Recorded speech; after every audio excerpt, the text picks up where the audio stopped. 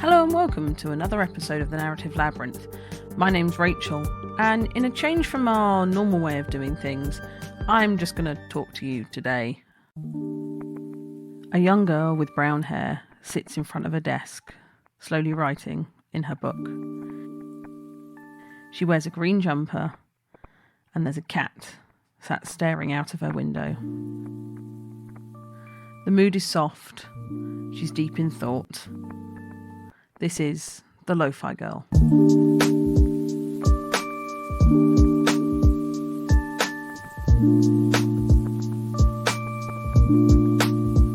The LowFi Girl is an internet icon, an animation that plays on loop over the lo-fi hip-hop radio beats designed for relaxing and studying, broadcasting on YouTube streams all around the world.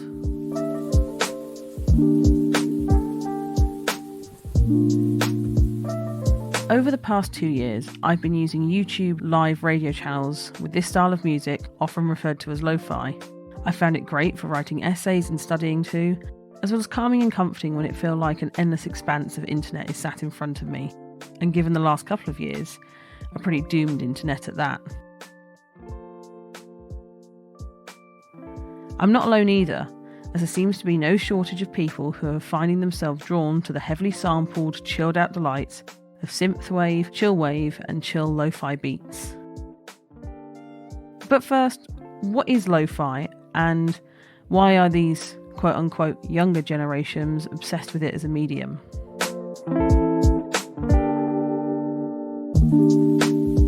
Lo-fi is largely a music-centric aesthetic that utilises muted tones and mundane imagery to evoke a feeling of calm and nostalgia. Lo-fi itself represents a subgenre of electronic music that shares quality with down-tempo music, the chillwave scene, hip-hop, house, jazz, easy listening, and hip-hop beats and samples with a DIY music feel to them, emphasising imperfections and home-made qualities of analogue recordings. This results in dreamy audio with a relaxed retro sound that many have found ideal for background music, and especially, like me, studying. If you search lo-fi or lo-fi aesthetic on the internet, you are presented with hundreds of images, thousands of images, that are in this kind of pinks and blues retro colour palette, maybe featuring retro technology, maybe some elements of liminal space, maybe even some glitch aesthetics around the edge. But it's pretty solid whatever it is. There's a clear theme running through. Purples, loneliness, individuality and isolation. The mundane, where there is no need for mundane.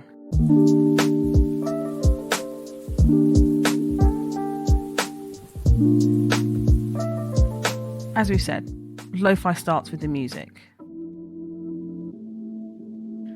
Lo-fi came about in the 50s. It was this new wave of amateur musicians began making records on the most minimal of money, giving way to more imperfections in the recordings. But people kind of fell in love with this DIY nature. They liked the way it sounded. They liked the idea of these imperfections, adding it maybe a human quality.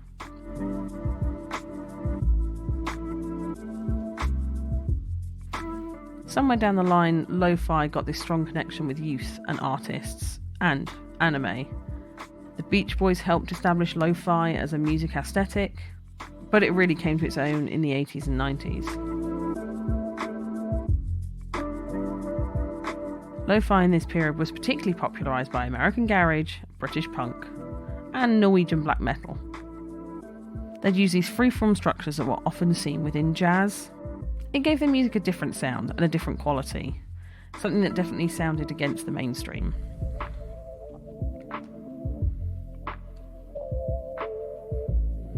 In the 90s, it's even arguable that bands like R.E.M. and Beck started with this kind of lo-fi vibe, which they kind of kept elements of throughout their career, but as they became more manufactured with bigger budgets, they didn't need it as much.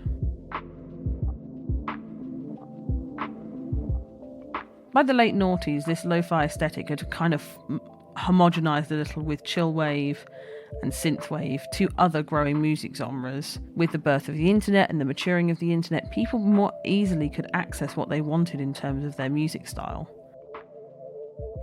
In 2013 on YouTube, lo-fi artists began crafting playlists on YouTube and other streaming services.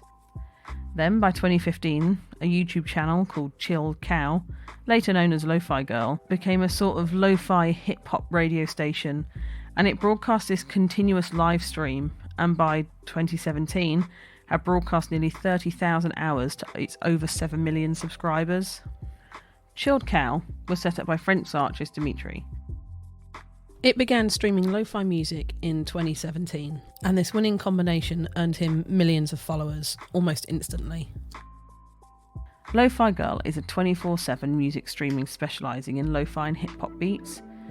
The channel uses his character, Lo-Fi Girl, originally from the anime Whispers of the Heart, yet again giving us that fostering connection between anime and lo-fi. And it's grown to over 10 million, probably now by the time this comes out 11 million subscribers around the world. The channel is deemed one of the most popular ways of discovering artists within the genre. So now we know about the music. What else does it mean? How is the Lo-Fi Girl the sign of youth culture and Gen Z in the 21st century?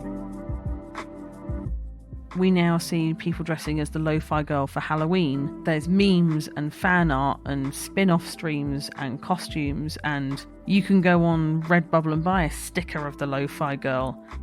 So at this point, she's everywhere. But where this gets interesting is the visuals. It kind of utilises this vintage-inspired tones of the 80s, but with a kind of muted edge. Think Sanji Perino from Black Mirror, and you're starting to get in the right direction. Colours that might appear vivid in photographs, or more specifically Polaroids, will instead be desaturated and toned down, resulting in this kind of dated or faded appearance. These use of pastel colours, incorporating low-quality visuals and graphics and sounds, dreamy nostalgia with this intentional degradation of image quality.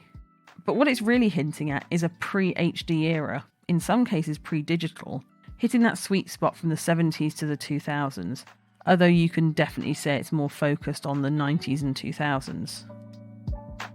So, why do they love it? Why have they picked this as their anti-culture, county-culture icon? You cannot deny there is a push, particularly within Gen Z and even Gen Alpha now they're getting there, to reject the perfectionism of content, particularly online. There is a rejection of perfectionism and a rejection of that high quality, polished, beautiful look. Kind of that strive for analogue in a digital age, even though they themselves have never experienced that analogue for real. We see this anti-perfectionism in lots of media that young people consume. We only have to watch a couple of TikTok videos and YouTube videos, particularly from home streamers or gamers, where they jump cut, they expand their face, they distort the audio, they intentionally make it look imperfect. It's yet again that strive to prove that not everything has to be perfect and shiny. We often hear of how absurd and isolationist the humour of Gen Z is. They're deeply anxious. They grew up in a post 9/11 world. If you think about millennials, you could sum them up as SNL sketches and Adult Swim, and a birth of the internet that no one really had any idea how to run. When you think of Gen Z, you have to remember that they have lived with a threat of climate change, war, terrorism, a time of economic crisis and school shootings, global pandemics, and even the death of Vine, which, in my opinion, is the worst out of the lot. Stuff comes and goes for them so quickly, especially online. Gen Z have this warped version of nihilism that can only possibly come from constantly living through bad things that would be deemed generation-defining or historic. In fact, a report by the American Psychological Association says 91% of Gen Z between the ages of 18 and 21 have experienced at least one physical or emotional symptom due to stress over the past months, compared to only 74% of adults overall. When you put that in perspective, you are talking about people that are more stressed and constantly barraged with perfection, with filters and changes and everything else. So if they've got all that, is it surprising that they're rallying against it? Is it surprising that Gen Z are obsessed with NFTs when they've lived their entire life in a time when what is on the internet is also reality? They have no concept of physical art when all the art they've grown up with has been online. All this perfection. And this lo-fi is a rejection of that. When something starts off organically with people, it's not long before brands start to take interest as well. And we're starting to see the indie labels and things are taking on this aesthetic. But it's noticeable that brands have taken it in a more traditional direction of adding rock, where the more organic way people do it has got a more pop and jazz vibe.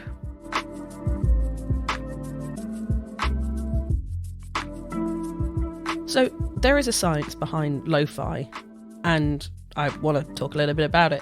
So it's well known that music can boost productivity in people, and there's a lot of thought behind this, and a lot of that is because actually, as humans, we work really well in silence.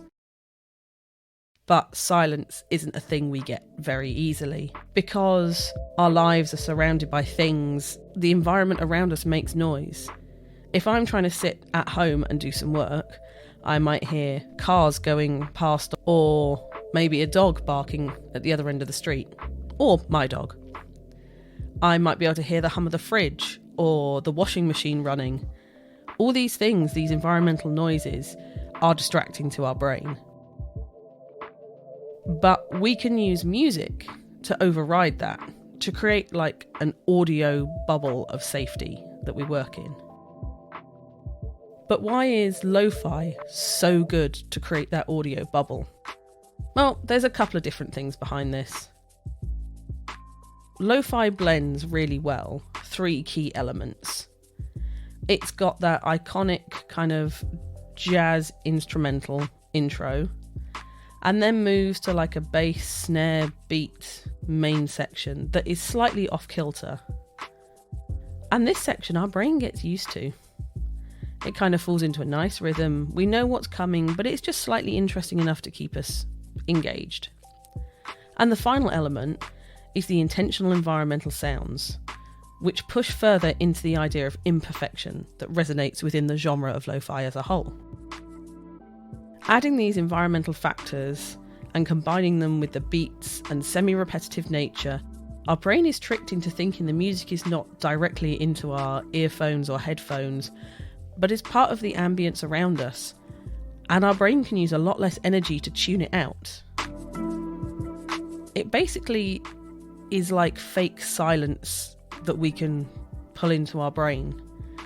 If there's too much beat or it's too heavy, it might distract us. If there's vocals, it might distract us. The track changing can distract us. This is why, although playlists might be great, lots of people prefer these long lo-fi radio stations or several hour-long mixes. There has been loads and loads of studies about why this works and how it definitely doesn't work for everyone, and certainly doesn't work for everyone for all tasks. I know lo-fi is amazing to get me studying. It is really bad if I'm trying to drive or do some housework. Then I need something upbeat. I need to engage my brain because I'm not engaging it in another way. But people have tried to feed AI and have spent lots of time trying to put these kind of set parameters into AI to create lo-fi. And like with all AI art, it's definitely far from perfect. And maybe that's because, like the conventions of the genre, it requires a non-digital touch. It requires that analog imperfection that AI cannot yet master. Lo-fi is starting to drop now into fashion, where we're seeing the e-girl / e-boy look being infected with synthwave and lo-fi. We are starting to see those colour palettes appear more in our clothing as we move out of the big heyday of the 80s and 90s affecting our fashion styles and moving into the noughties. We are still competing against the acid wash jeans and the fluorescent yellow trainers. But there's a certain charm to the low quality, lo-fi style that's being implemented.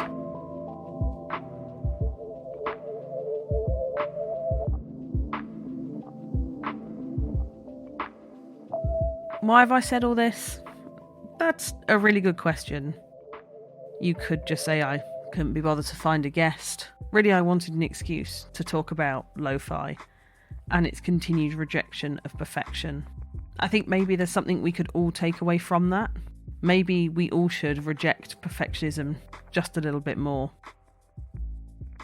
But at the heart of this is because when I've got loads and loads of work to do, there is nothing quite like throwing on the Lo-Fi Girl and listening to some chilled out lo-fi music.